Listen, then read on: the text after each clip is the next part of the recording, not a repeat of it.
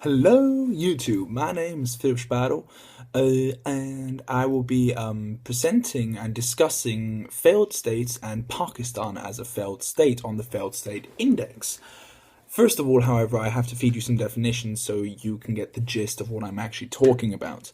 Now, Pakistan itself is a state, which is an organized political community which has recognizable borders, and some characteristics of a state is its land territory, its organized economy, a diplomatic recognition, government, transportation, and sovereignty. Now, sovereignty is when other countries recognize a country to have its own borders, right to govern its own people, right to its own land, etc. Now, within states, they're usually nations, which is a group of people who are united by their culture or history, such as ancestors, and culture could be language. In most cases, it is language. Now, we can talk about nation states as well, which is basically self-explanatory. It's a political unit consisting of a state inhabited predominantly by people sharing a common culture. So, a nation within a state. Now, sometimes this leads up to nationalism, which in most cases it does, but then there's the extremist, which leads to a revolution, and nationalism is the desire by a group of people who share the same race, culture, language, so basically a nation, and they do this to form independence. Now, when looking at a state and seeing how failed it actually is, there are different types of references you can take. For example, a norm reference. This is the comparing countries in general to see its stability compared to another. So, say I said Somalia is more failed than Pakistan. I can say this and it gives us a general overview, and then we can say, okay, Pakistan needs to work on becoming. I mean, Somalia has to start working on becoming less failed so it can be above Pakistan. But we don't really know what's affecting this, which is why it's not good, but at the same time, it's good because it gives us the gist of where countries are at. However, better in some cases is a criteria reference, which is comparing certain criteria such as human rights, GDP, and refugees and IDPs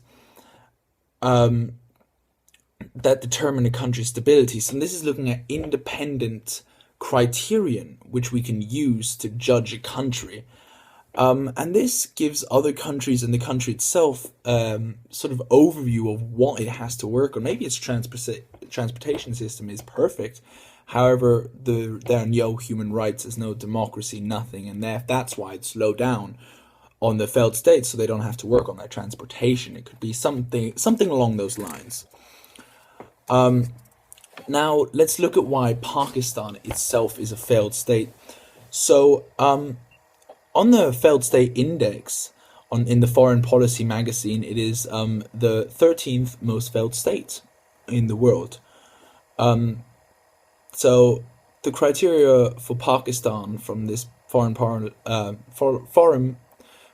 policy magazine that I'll be using is uneven development 8.2 and human rights corruption, which is at an 8.6 on this index. So let's first talk about the country itself and how the people are suffering. Most of the population does not have access to potable water. The life expectancy is just about 66 years old, and there are only 0.6 beds per 1,000 people when in hospital. Now, sovereignty has been broken according to the Prime Minister Nawaz Sharif, if that is said correctly. He says they will not allow national security policies in Pakistan to be determined by foreign powers, which has been done by the US in their drone campaign a while back, which they claim is helping their national security by bombing some of Pakistan. And Pakistan says this is violating their sovereignty.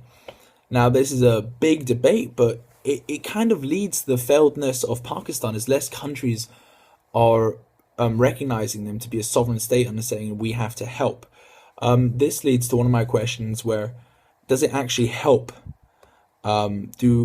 Should stronger powers, hegemons, help weaker countries. And yes, they should, maybe by giving them money, giving them stability, but not by breaking their sovereignty and bombing them. Now, the reason its human rights are low is because it's a corrupt country, where the vice president also states that Pakistan does not need a single penny from the outside world, although they really do, because they lost $94 billion over the past 4 years because of corruption, tax evasion, and bad government, basically. And this leads to uneven development because of the corruption and people paying more money for certain things. There's development in one area of the country which is interconnected with underdevelopment in another country, leading to some places being perfect and some places being terrible and not built up at all. This is why the human rights aren't really there. People don't have the right to vote. They don't all have the right to live the same way. Thank you for watching my presentation on Pakistan and Failed States Index. My name is Philip Speidel, and thank you for watching Global Pulse CH.